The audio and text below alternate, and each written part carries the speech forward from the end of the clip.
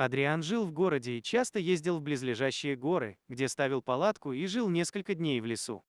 Кемпинг был для него не только развлечением, но и давал ему возможность провести некоторое время в одиночестве.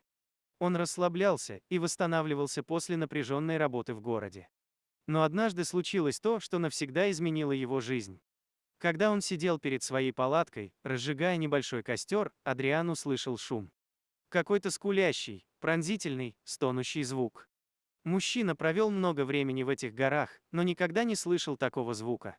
Адриан встал и медленно пошел в том направлении, откуда, как он предполагал, исходил плач. Было, конечно, трудно определить источник шума, так как деревья приглушали шум. Но, наконец, Адриан увидел что-то такое, что заставило его удивиться. Перед ним лежали два крошечных тигренка. Им было всего несколько недель, и они выглядели ужасно беспомощными и беззащитными. Первой мыслью Адриана было взять их на руки и отвезти в безопасное место. Но он знал, что у них должна быть где-то мать. Может быть, она пошла за едой, а может быть, она была рядом и внимательно следила за Адрианом. Так или иначе, Адриан оставил детенышей там, где они были, чтобы избежать опасности быть атакованным их матерью. Однако через несколько дней стало совершенно ясно, что детенышей никто не ищет. Матери не было, и тигрята были предоставлены сами себе. Когда Адриан заметил, насколько они истощены, он понял, что должен действовать. Поэтому он упаковал свое походное снаряжение и подобрал двух плачущих тигрят. Когда Адриан вернулся домой, его встретила его кошка-принцесса. Она была красивой маленькой кошкой, которая родила несколько пометов котят. Адриан любил принцессу всем сердцем. Сидеть с ней по вечерам и гладить ее также было одной из вещей, которые помогали ему расслабиться после долгих и напряженных дней. Но когда принцесса увидела двух тигрят, ей сразу же стало любопытно. Она перевела взгляд с малышей на Адриана, словно спрашивая, кто они, откуда взялись и почему они здесь. У Адриана не было времени объясняться, потому что ему нужно было быстро кормить тигрят, чтобы у них был хоть какой-то шанс выжить. Принцесса смотрела, как Адриан кормит малышей. В этот момент кошка сделала что-то удивительное. Она подошла к тигрятам и начала нежно с ними играть. Хотя котята были того же размера, что и сама кошка, принцесса знала, что о них нужно позаботиться. Как будто у кошки активизировался материнский инстинкт, и она взяла на себя роль матери. В течение следующих нескольких недель тигрята стали сильнее и здоровее. Они набрали вес, и у них стало больше энергии. Принцесса заботилась о них, а детеныши следовали за ней, словно смирившись с ролью котят. Она чистила их и поощряла. Со временем тигры стали расти, они становились больше и сильнее, чем принцесса, и все же она относилась к ним так, как будто они были ее собственными маленькими котятами.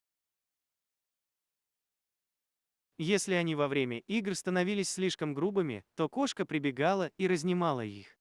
Адриан не переставал ухмыляться, когда видел, как его крохотная кошечка доминирует над двумя огромными тиграми, полностью командуя ими.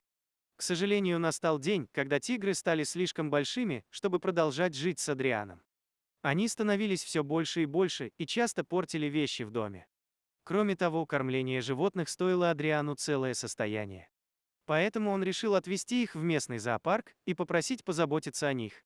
С этого момента Адриан почувствовал сильную печаль. Особенно, когда он увидел грустное выражение лица своей кошки, когда они уезжали. К счастью, зоопарк был рад принять тигров. Недавно они построили красивый, большой новый вольер, где тигры могли бегать и играть в среде, очень похожей на их естественную среду. Попрощавшись, Адриан оставил тигров в профессиональных руках сотрудников зоопарка. Адриан ни разу не вернулся в зоопарк с того дня. Но спустя годы принцесса заболела. Она была старой, и ее тело больше не могло бороться с болезнями. Адриан отвез ее к ветеринару, который сказал ему, что лучше ее усыпить. Адриан с сожалением согласился, но сначала он хотел сделать еще кое-что. Он хотел подарить принцессе последнее удовольствие, и поэтому он направился в зоопарк. Он посадил принцессу в переноску и направился к вольеру с тиграми. Там он сразу узнал двух тигров, которых спас много лет назад. Неуверенный, помнят ли его еще два зверя, он подошел к специальному окну. Тигры смотрели на Адриана, но казались безразличными и отворачивались, как будто он был для них таким же чужим, как и бесчисленное множество других людей, посещавших их каждый день.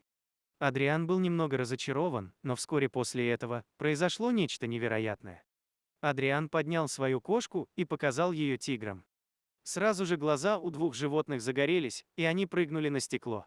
Они ясно помнили животное, которое вырастило и защищало их много лет назад. Кошка тоже узнала их. Адриан не знал, как это возможно, ведь тигры так сильно выросли с тех пор, как они разделились. Но принцесса знала, что эти два огромных кота – ее дети. Должно быть, это был запах или какой-то другой животный инстинкт, который мы никогда не поймем.